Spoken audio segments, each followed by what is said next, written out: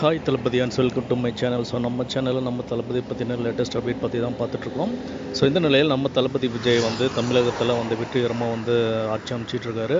So அதாவது 2026 தேர்தலில் மக்களுடைய மிகப்பெரிய ஆதரவு மூலியமாக ஆட்சியை பிடிச்ச நம்ம தளபதி விஜய் வந்து முதலமைச்சராக வந்து ஆட்சியை வந்து ஏறின பிறகு வந்து பார்த்திங்கன்னா தமிழ்நாட்டில் யாரும் எதிர்பார்க்காத விதமாக பல அதிரடி மாற்றங்களை செஞ்சுட்டு வந்துட்டுருக்காரு.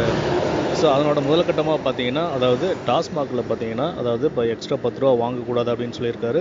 ஸோ அதே மாதிரி கோயில்கள், பள்ளிகள் போன்ற இடங்களில் அருகில் இருக்கக்கூடிய கடைகளை வந்து இம்மீடியட்டாக வந்து ரிமூவ் பண்ணணும் அப்படின்னு சொல்லிட்டு கிட்டத்தட்ட 700 கடைகளை வந்து மூட சொல்லி அதிரடியாக உத்தரவு போட்டிருக்காரு.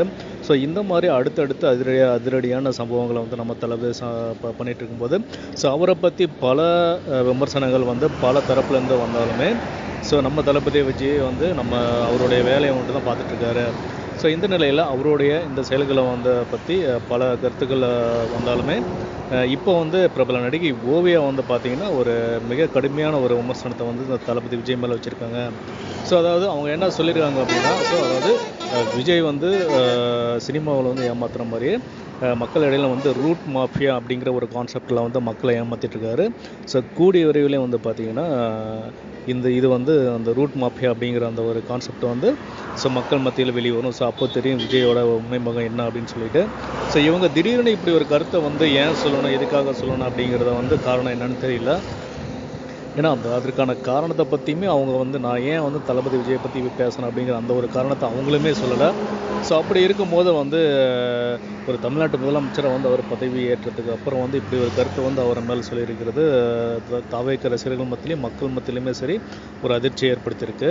ஸோ ஆக்சுவலி வந்து ஓவியா அவங்க பார்த்தீங்கன்னா படத்தில் நடித்தது இல்லாமல் ஸோ பிக் பாஸில் வந்து வந்ததுக்கப்புறம் தான் வந்து மிக பிரபலமானாங்க. ஸோ பிக் பாஸில் வந்து அவங்க வந்து போட்டியாளராக கலந்ததுக்கு அப்புறம் தான் வந்து பல கான்ட்ரவர்சியான வந்து கருத்துக்களை சொல்லி மிகவும் பிரபலமானாங்க.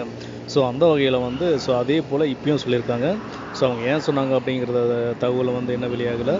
ஸோ இது எப்படியோ ஸோ அதாவது மிக பிரபலமான ஒருத்தங்களை பற்றி பேசினா தான் நம்ம பிரபலமாகும் அப்படிங்கிற ஒரு கான்செப்ட் இருக்குது.